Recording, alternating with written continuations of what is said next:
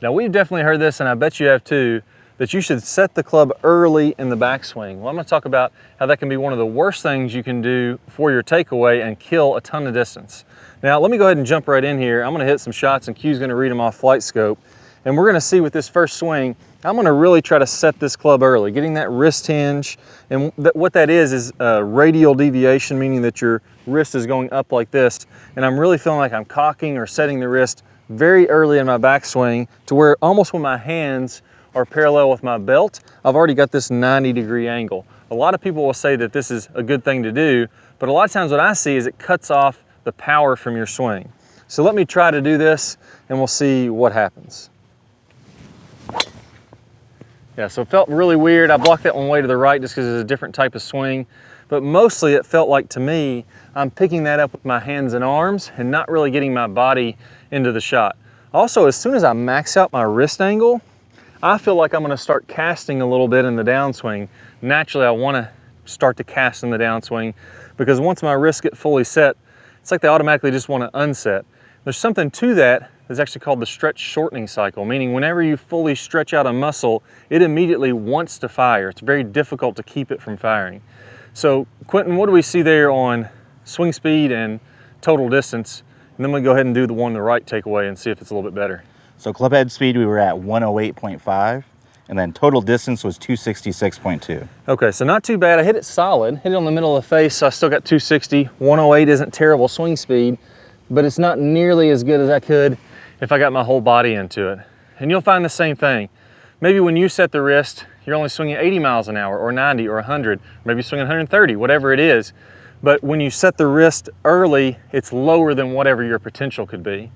So the number itself doesn't matter, it's what my potential could be.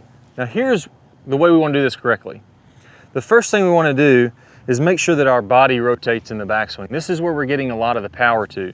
The body creates the overall momentum of the swing. So the more I load my hips and my shoulders in the backswing, and I'm gonna give you a little trick on how to do that here in a second, but the more I do that, the more effortless the power is. I don't feel like my hands and arms have to, take over this club and push really hard. If you feel like your hands and forearms, especially these muscles in the bottom of your forearm are getting tight in your downswing, you're probably using a little bit too much hands in your golf swing, which means you're not using enough body rotation. So here's the trick to that. I'm gonna feel like right away, the first thing that moves back is my belt buckle. So if I'm paying attention to my belt buckle, I want my club to be facing this belt buckle. And the feeling that I wanna have is as soon as I start back, I want my club and my belt buckle to be rotating together.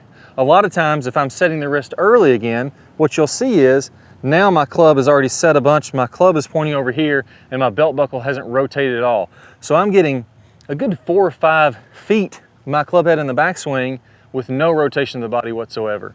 I want to feel like these are linked together. And as soon as I start my backswing, both of those are going at the same time. So I want to have my club toward my belt buckle. Now, as I go a little farther back from there, whenever I get my hands about shoulder or chest height, then I'm going to have that 90-degree angle that we had way down here in the first video. So I'm going to go ahead and make a few practice swings. Now, this is an exaggeration. This isn't exactly going to happen. You don't have to look on camera and look to see if it's pointing exactly at your belt buckle. This is a feeling that you're going to have, and if you do this, it's going to help you to rotate more. It's not an exact measurement here, but I'm going to make a few swings feeling like my belt buckle and my grip rotate together in the backswing, at least the first couple feet, and I'm not setting my wrist until up here. I'll do a few of those. Let me do one more here, and then I'll hit a shot. So I feel like my body is much more engaged. My arms have more momentum to them. I don't feel like they're pushing and hitting across my body as much. So let's try another one out, and we got to see if my swing speed goes up with that kind of a feeling.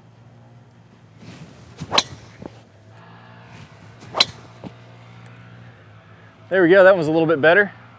Definitely launched higher, just a little right center fairway. So we started out at what, Q, 108 swing speed? Was that one a little better? Yeah, that one's quite a bit better. So 117.9 club head Picked up speed. almost 9 miles an hour club head speed. 266 was the original or total distance. What was that one? Yeah, I went up to 303.3. 303, so almost 40 yards farther. So it's not saying that that number is going to equate exactly to what your game is. It's saying that that increase is going to equate to what you're doing. So if you're setting the wrist early, and your body's turned off, those hands and arms are working overtime, it's going to be really difficult to get the distance that you want to have in your golf swing. Now, one thing that I see over and over again for players that really pick that club up with their arms, that club just shoots back to the inside. No matter how much they feel like this club is pointing to their belt buckle, they need a little bit more, something a little bit more extreme. So Q, what do you find is your very best drill to help people that really struggle to get that club inside, to get that fixed once and for all? So I want you to do something for me real quick. I just want you to set up for me. Okay. And I just want you to do a swing where you do absolutely no lifting of the club. You just do the rotation. So just turn my body, no. Yep.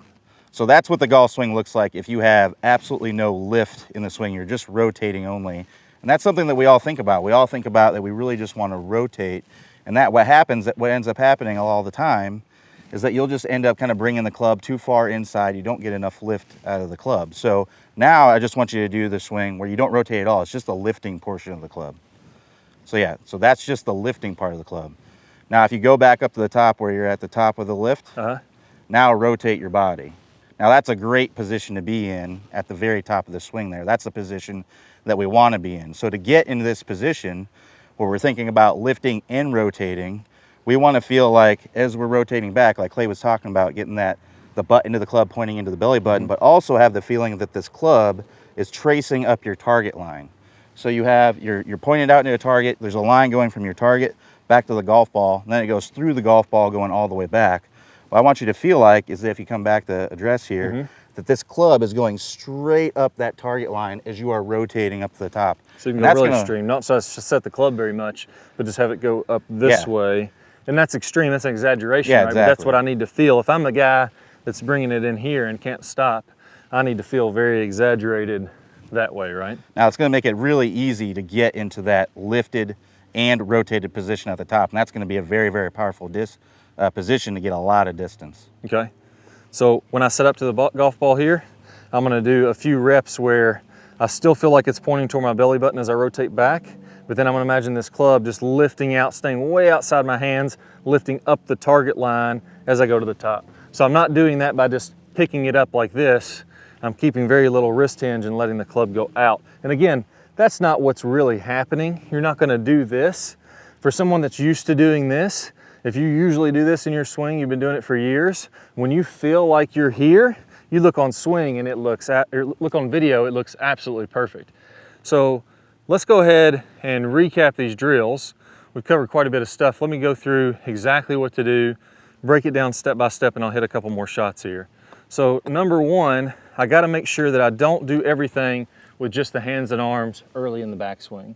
So if I'm gonna pick up that club with all my wrist, I'm not gonna rotate the body. I'm gonna be all arms in the swing, and my distance is gonna plummet. I'm really not gonna have the swing speed that I want. So here, I wanna make sure butt into the club is pointing toward my belly button. I would do a good 20 shots of this. So 20 swings where I do a practice swing, or it's one each. So I do a practice swing, very little wrist set, go to the top, all the way back and through. I get the feeling fresh in my mind, and then I go ahead and I set up to a golf ball and I give it a rip. There you go, hit that one pretty good. Then I'm gonna alternate. One practice swing, one shot, one practice swing, one shot. Focusing on early rotation of the body.